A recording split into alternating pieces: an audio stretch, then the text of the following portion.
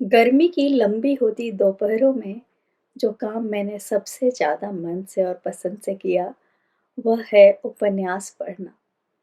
बचपन के दिनों को याद करती हूँ, तो सबसे छुपकर दालान में काका बाबा के पास उपन्यास का ज़ख़ीरा जो होता था, उसमें डूब जाना, पलंग के नीचे छुप जाना और पढ़ना।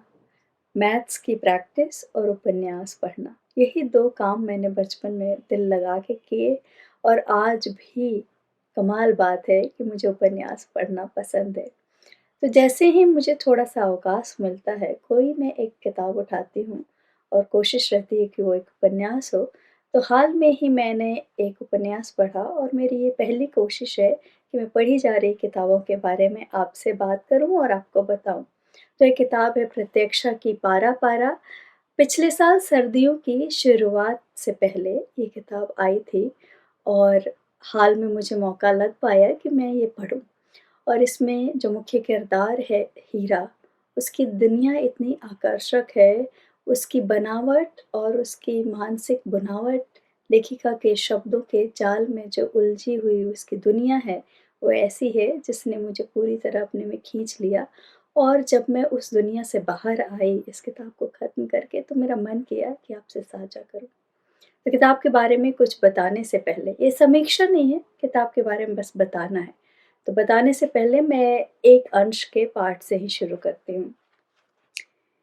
दिन बीतेंगे धीमे, गुनगुने पानी के घूंट जैसे, गले से आहिस्ता फिसलते जाते जैसे।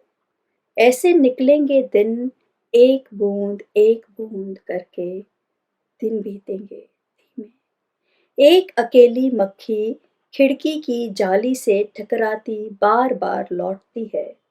यहाँ आते ही मैंने कहा था, ये जाली हटाओ, बाहर की दुनिया इस जाली से बाधित होती है।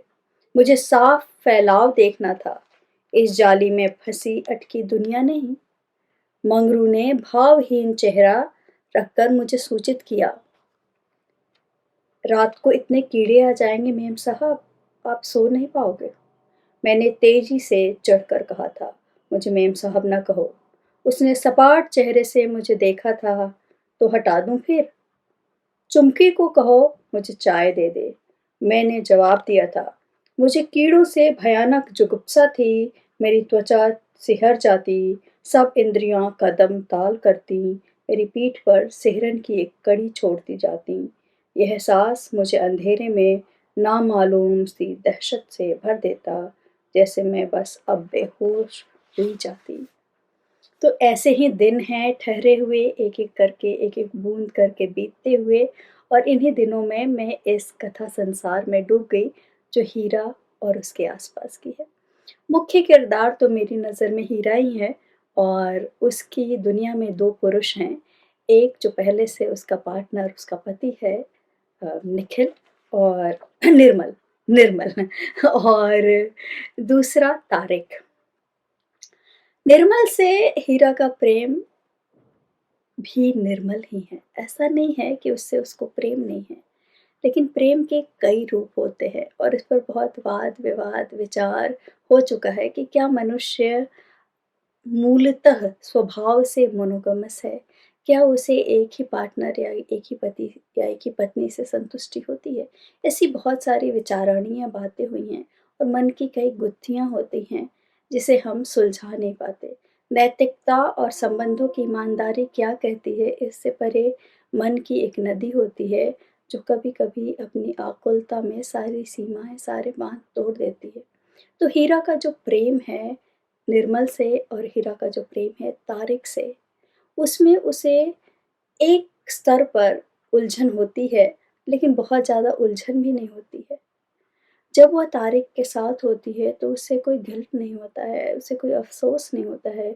वह तारिक के प्रेम के आवेग में, आकुलता में ऐसे है कि वह तारिक के अतीत में भी कहीं न कहीं जाकर अपने होने की अर्थवत्ता ढूँढना चाहती है या वो अन्य लड़कियों, स्त्रियों के नाम जब वो लेता है तो उसे एक बेचैनी होती है, उसे एक जलन होती है और बात यही है कि जब आपके जीवन में सब कुछ शांत चल रहा होता है, तब आप एक मानो पत्थर उठाते हैं और उस शांत जीवन को हिला देते हैं। शायद हीरा ऐसा ही करती है, शायद वो करती है या उसकी नियति कर जाती है, लेकिन जीवन में जो दुरूहता है, सरलता नहीं है, उसका बहुत ही सजीव चित्रण किया है।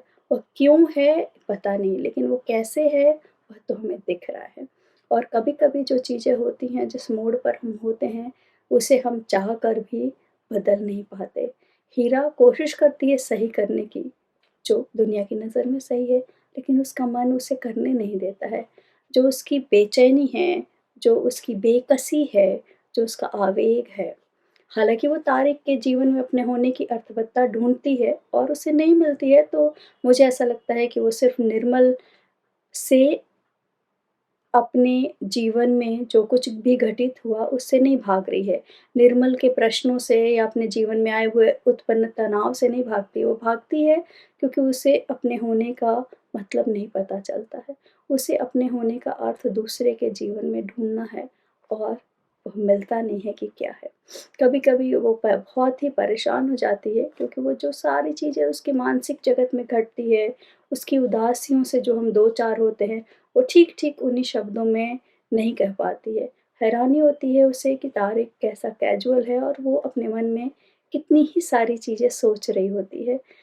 तो ये एक ही प्रेम में जो 2 लोग हैं, वो एक जैसे नहीं होते हैं, जबकि एक को लगता है कि वो एक जैसे ही हैं, वो उनके आत्मा का अधूरा अंश से लेकर और उनके सहोदर होने जैसी भी भाव हो जाती है या सोलमेट जैसे होने बात हो जाती है, फिर भी कोई एक जैसा नहीं होता है। बेचैनियाँ एक जैसी नहीं होती है, लेकिन जो बेचैनियाँ होती हैं, वो हमें लेकर भटकाती हैं। अब वो यूरोप भी जाती है, बाहर भी जाती है, देश में भी कई जगह पे जाती है, लेकिन हम उन जगहों से भाग रहे होते हैं जब जहाँ हमें अपना होना होता है, दिखता है, तो वास्तव में हम जगहों से नहीं भाग रहे होते हैं, हम अपने आप से भाग रहे होते हैं। हम उन जगहों पर अपने आप को छोड़कर नहीं जाते हैं, हम अपने आप को तो लेकर जाते हैं ना। तो हीरा जहाँ भी भाग कर जाए, उसके मन की गुत्थियाँ तो उसके साथ ही रहेंगी। उसका आवेग, उसकी बेकसी, उसकी बेचैनी, उसे क्या करना है, क्या निर्णय लेना है और क्या निर्णय इतना सहज होता है। तो इस उपन्यास में वह कई जगह जाते हुए एक अपने माँ के ननिहाल भी जाती है, जिस जगह का नाम है लल्ला कोट। तो ये लल्ला कोट जो है वो ख़ास हिस्सा है, इसमें कहानी में और भी लोग जुड़ते हैं, जिसमें माँ के बहाने से नन्ना, नन्ना का पूरा परिवार, मौसियाँ, मौसियों में एक मौसी है नैन। तो पारिवारिक पृष्ठभूमि में जो किरदार उभर के आते हैं, उनके भी जीवन में एक विवाहेतर प्रेम है, लेकिन उस प्रेम में स्त्री की नियति क्या होती है? प्रेम उसे चाहे जो भी मिला, लेकिन उसे जीवन तो नहीं मिला। कुलीन खानदानों में जो विवाह से भिन्न प्रेम होता है, उस प्रेम में स्त्री को क्या भोगना पड़ता है, उसका कुछ चित्रण और भी उपन्यासों में मिलता है और यहाँ भी कहीं न कहीं सांकेतिक रूप में हुआ है कि जो नैन जो है, वह सबसे सुंदर है और उस नैन का हश्र क्या हुआ, उसको क्या भुगतना पड़ा। उन नैन के बारे में बात करने से पहले लेखिका के शब्दों में हम थोड़ा-सा जानते हैं कि वो अपने मतलब कि हीरा के परिवार की इन पुरखिनों के बारे में क्या कहती हैं। बहुत ही दिलचस्प सी बात कहती हैं कि जो मेरी पुरखिन औरतें प्रेम में पकी हुई औरतें थीं, कुछ-कुछ वैसी जैसे कुम्हार के चाक से निकले कुल्हाड़ों की आग में ज़रा ज़्यादा पका दिया गया हो और वो भूरे कत्थई के बजाय झाँवा हो गए हों। ये बहुत खूबसूरत सी बात है प्रत्यक्षा की भाषा में कि सुसंस्कृत हिंदी के बीच में, तिलिस्मी हिंदी के बीच में भी कहीं-कहीं भोजपुरी के मीठे शब्द आ जाते हैं। जैसे इसी उपन्यास को पढ़ते हुए एक जगह मुझे लगा उठंगना, तो पेड़ के तने से उठंग गया। तो उठंगना पढ़ के मैं एकदम हैरान होकर मुस्कुराने लगी। तो ये सारे शब्द बहुत आए हैं, तो झाँवा जो ईंट झुलस जाते हैं ज़्यादा, उन्हें झाँवा कहते हैं। या कुछ सुग्गे के खाए पेड़ों पर लटके उन डंभक अमरूदों की तरह। अब ये डंभक शब्द भी वहीं से आया। डंभक मतलब जो हल्का-हल्का पक गया है, पूरा नहीं पका है, पूरा कच्चा नहीं है, थोड़ी-सी लल्हाई सी आ गई है। डंभक अमरूदों की तरह जिन्हें एक कट्टा खाकर, फिर कट्टा शब्द बाइट, एक एक कौर तो अनाज को खाते हैं, जो फ्रूट्स होते हैं, जो फल होते हैं, उन्हें एक बाइट लिया जाता है जिसे हम भोजपुरी में कहते हैं एक कट्टा। तो एक कट्टा खाकर वापस छोड़ दिया गया है और पूरा पकने के बाद भी वैसे ही शत डालों पर उतरे स्वाद के साथ बचे रह गए हों। वैसे ही शत डालों पर उतरे स्वाद के साथ बचे रह गए हों। वो औरतें डर में थकी हुई औरतें थीं, कुछ-कुछ चोट खाए घायल मेमनों की तरह, जिबह में जाते बकरियों की तरह जिनकी फटी आँखों से लगातार बेआवाज़ आँसू बहते हों, या कुछ उन जोकरों की तरह जो हर कलाबाज के करतब पर पाउडर पोते ठोस ज़मीन पर खड़े अंदर ही अंदर भय से थरथराते हैं। तो ये वो औरतें हैं, जो उस परिवार की औरतें हैं, जिसमें राय बहादुर हैं और उनकी 2 पत्नियाँ हैं और उसके बाद उन पत्नियों में कई बच्चे हुए जिसमें हीरा की बहुत सारी मौसियाँ हुईं। तो उनकी कहानी बीच-बीच में आती है और ये दिलचस्प हिस्सा है क्योंकि ये हमारी स्मृति का हिस्सा है। ख़ास बात ये है कि ये हम लोग जो शहरों में जीवन जीने को पलायन को बाध्य है, उन सबका अपना एक ललना कोट होता है और उनके बचपन की जो स्मृतियों से एक उजली-सी धूप पड़ती है उस ललना कोट पर, तो जैसे कि मन हरा हो जाता है उसको देखकर। तो इस उपन्यास में ये जो हिस्सा है, जो ललना कोट के बारे में, उसको पढ़ते-पढ़ते मैं बार-बार अपने ननिहाल में चली जाती हूँ। देर दोपहरी के बाद शाम के ज़रा पहले ये पता चला कि बच्चे कहीं नहीं दिख रहे। दोपहरी में बड़े सो जाते हैं लेकिन बच्चे नहीं सोते, बच्चे कहीं नहीं दिखते हैं और जब बड़ों का ध्यान जाता है तो उनकी ढूंढाई मचती है। न किताबों वाले कमरे में, न छत पर, न केसर संग। केसर माली जो बच्चों को बारहा आम के बगीचे और केले के झुरमुट तक ले जाता, उसे बुलाया गया। बच्चे कई बार उस तरफ जाते और ट्यूबवेल की मोटी धार में देर तक नहाते, फिर घास या पुआल पर निंदासे लेटे मौसम के फल खाते, कभी आम, कभी लीची, कभी जामुन।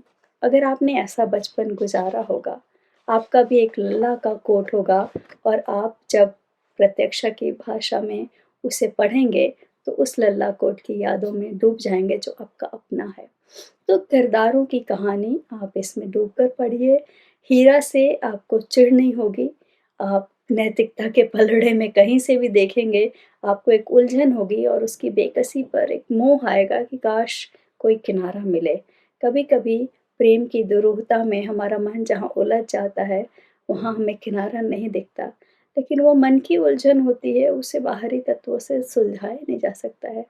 और ये असंगति, विसंगति, विडंबना और ये आधुनिकता बोध भी कि जीवन में एक ही परिवार में एक पीढ़ी पहले और एक पीढ़ी बाद में स्त्रियों के साथ जो कुछ घटित हो रहा है, उसमें कितना बदलाव आया है और शायद ये बहुत सुखद बदलाव है कि जीने के तरीके उनके अपने अधिकार में हो रहे हैं। तो मुझे ये किताब बहुत सशक्त किताब लगी और मुझे हीरा बहुत दिलचस्प लगी। उसकी उदासियों, उसकी कल्पनाओं, उसके ख्वाबों, उसके मन की गुत्थियों को लेखिका ने लंबे-लंबे अनुच्छेदों में बहुत ही सुंदर ढंग से बताया है। जो पारंपरिक उपन्यासों का कथा तत्व होता है, जिसमें घटनाक्रम की बहुलता बहुत होती है और एक एक बाद एक कई घटनाएँ हमारे दिमाग को पूरी तरह से जकड़ लेती हैं, वैसी बात तो नहीं है। इसमें कथा तत्व बहुत क्षीण है और विचरण बहुत है, भावों में विचरण बहुत है और प्रत्यक्षा की खूबी है कि उसे बहुत सुंदर सधी हुई भाषा में कहती हैं। तो इसको पढ़ के आपको अच्छा लगेगा। मुझे अच्छा लगा, मैं ये बताना चाहती हूँ, आपको कैसा लगेगा ये तो आप पढ़ के बताइए मुझे। देखने के लिए और मेरे बातें सुनने के लिए शुक्रिया।